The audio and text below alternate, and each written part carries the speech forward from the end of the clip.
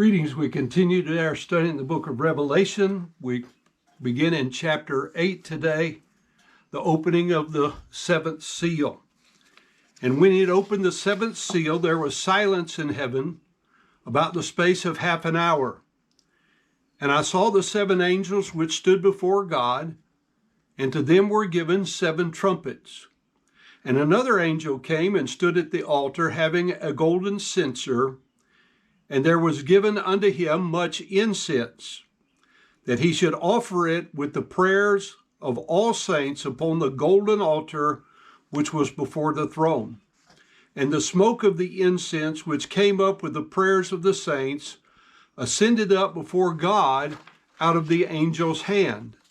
And the angel took the censer and filled it with fire of the altar and cast it into the earth. And there were voices and thunderings and lightnings and an earthquake. And the seven angels which had the seven trumpets prepared themselves to sound.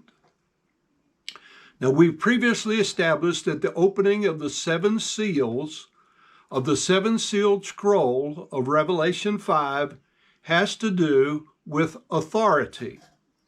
This seven-sealed scroll was delivered from the hand of the Father to the one who was worthy to open the seals upon it, that being our crucified and risen Savior, Jesus Christ. We studied that the opening of the first seal dealt with Christ's executive authority that was given to one upon the earth for a 7-year period of time.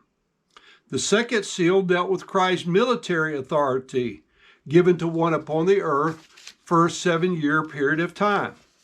The opening of the third seal dealt with Christ's economic authority, which was given to one upon the earth for a 7-year period of time. Then the opening of the fourth seal dealt with Christ's judicial authority, which again was given to one upon the earth for a 7-year period of time. The opening of the fifth seal dealt with Christ's martyr authority, which was given to one upon the earth for this 7 years.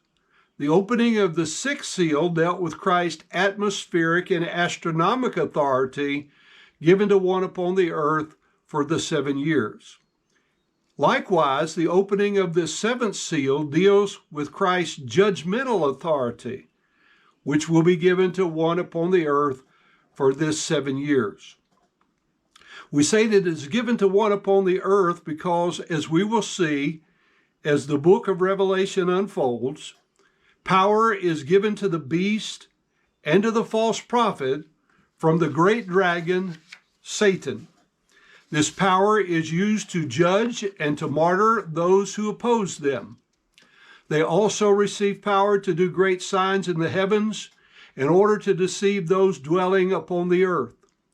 Yet the supreme and ultimate power belongs to Jesus Christ. And this is seen in that he begins to have his judgments measured out and enacted upon the inhabitants of the earth. The seventh seal is the seven trumpet judgments. And the seventh trumpet will be the seven vials, the seven shallow bowls of God's judgment, which will be rapidly in succession handed out at the end. Let's look at the bestowal of the judgmental authority as we have. First of all, in verse 1, the action in heaven. And when he opened the seventh seal, a silence, she became in the heaven just as half an hour. This is now the eighth use of this word when. And once again, it means the same thing as in the previous 7 usages. Just as soon as the seal is broken, the action begins to be executed. However, an inspired John goes out of his way to emphasize a dramatic pause between the opening of this seventh seal and the beginning of its execution upon the inhabitants of the earth and on the earth itself. This dramatic pause is stated in the word silence. It became in the heaven just as half an hour. Now, this is in marked contrast to the immediacy of the response of the action in the first 6 seals. Now, time is the marked out portion of eternity. It is an accommodation by God for man. Time, as we know it, is not relative to God as he dwells in heaven, where there is no time. That's why we call it eternity. However, we're dealing with a specified time period on the earth, 1 week of years or 7 years. 7 years in God's timetable, which is specifically relative to Israel or the Jewish nation.